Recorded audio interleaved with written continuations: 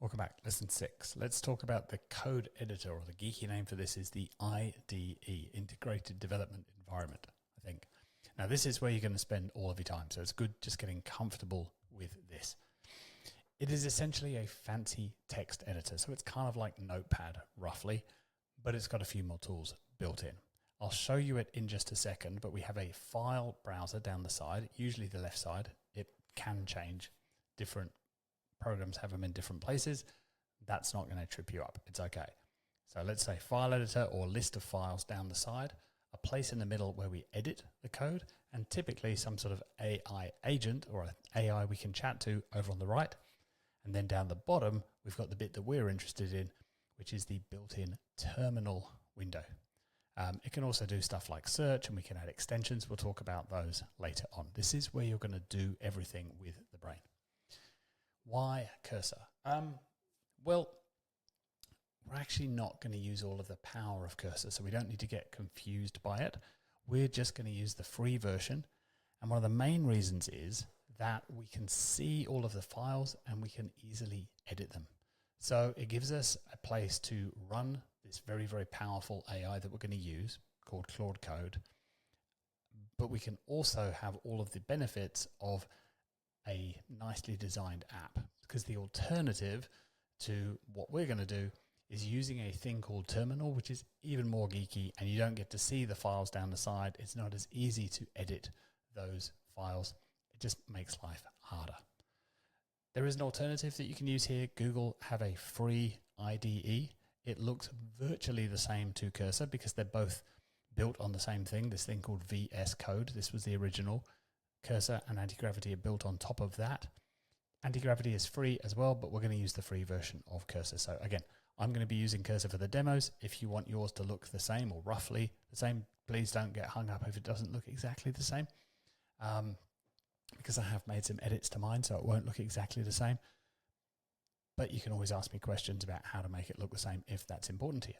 So go to cursor.com, download it for whatever operating system you have, get that all run up and open that. Again, we're just using the free version. Oh yeah, one note there. A couple of people have said to me like, oh, I don't like it. It's very dark and geeky looking. You can change the color scheme. I'll show you how to do that in a lesson coming up, lesson 11, I think. And then we're just going to say file, open a folder, and we're going to point it to the brain. Now, the first time you set this up, obviously, we haven't done that yet, but we'll get to that. Don't worry. And generally, what's going to happen is you open up Cursor, you open up the project that you're working on, which is in a folder, and then you go to work. I'll show you that exactly in a minute. So again, file editor, editor in the middle. We've got AI chat on the right and terminal at the bottom. And then we're going to open that and type Claude to start. Now, the first time you do this, it won't work. It'll say, Claude, I don't know what you mean. I haven't done anything with Claude. Next video, or in a couple of videos' time, I'll teach you how to install Claude Code. But I just want you to get in your mind, we only need to do that once. So what we're going to do most days is open up Cursor, type Claude, and go to work. So let's actually dive into Cursor now. Let me just resize this slightly so that you can see it in here. So this is roughly what it's going to look like when you open it up. Again, don't get hung up, please, if it looks slightly different. Open a project. Don't worry about these things yet. We're not going to worry about those yet. And I've got a list of my recent projects. So I can just go in and click on Brain, and that will, I've got it running in another window, so it's not going to open that. Let's open Amsterdam. It's going to open up. I've got a list of files over on the side here. I've got a place in the middle where I'm going to edit code. And usually what pops up is some sort of AI agent or chat over on the right-hand side. Now, the first thing I always do when I get into Cursor is I close that right-hand side. And the way I'm doing that is if you look up in the top right-hand corner here, we've got some little icons. And this one, Command B, says toggle primary sidebar. So that's my list of files that I can turn on and off using the little icon, or I can hit Command B on my keyboard. I'm sorry, I don't know what the shortcut key is on Windows. Please learn them. They will come in very, very useful. Then we've got this toggle AI panel over here, which is Option Command B on a Mac. I didn't know that because the first thing I always do is come in and turn it off. And then we've got the bit. So if I open up a file over here, like this README file, you can see this in the middle is where we see the actual file that we're working on, whether that's a script or a bit of text, it doesn't matter. This funky stuff with all these hashes and funny colors, this is just a thing called Markdown. It's basically just a text file, but it's got some additional formatting, which computers like. If you really don't like using it like this, if you find it hard to read, you can right click on this file and then choose Open Preview. And that will open up the Markdown file nicely formatted so that you can see what's going on. The downside of that is you can't edit in preview mode. So you try and edit, it kicks you back into the Markdown view. That's where you're going to make your edits. But if you want to make changes, you just add them in here. And you can see in here, it's trying to write ahead for me. That's one of the benefits of using this thing called Cursor. It's actually using this thing called Cursor tab to understand what I might be writing and write the next bit for me. Don't worry about that. Again, we're not going to use any of the features of Cursor. All we're trying to do when we get in here, we open up our project in Brain or whatever it might be. We've got our list of files. That's all the list of files in your brain.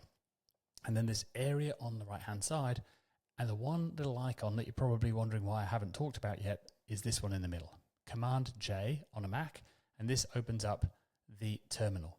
Now again, you will see something a little different. Usually it's right down the bottom of the screen like this. I've made mine a little bit bigger, and you will see a whole bunch of stuff along here like problems, output, debug console, ports, and terminal. Terminal will be just one of the 5 across there. I've just right-clicked up here and hidden all of those others because I never use them anymore. What I do is every time I come in here, I go Terminal, Command J, I come into here and I type Claude, and that kicks off Claude Code. I know it won't the first time you do that because you haven't installed Claude yet, but you will very soon. And then what I do, because this is normally stuck down the bottom here, is I click on this bit. So this said Node before. If we kill this and open this up again, it'll say either Node or ZSH. Don't worry about what that even stands for. It's not worth me explaining it to you. But when I type in Claude, that changes to the version number of the current version of Claude that I'm using, which right now is 2.1.25. Now I click on that. I don't click on Terminal. I click on the version number and I drag it up to the top part of the screen and drop it in there. And now I've got more room to work. Now I've got this whole area to work. And you won't need to worry about this for quite a while, but eventually you might.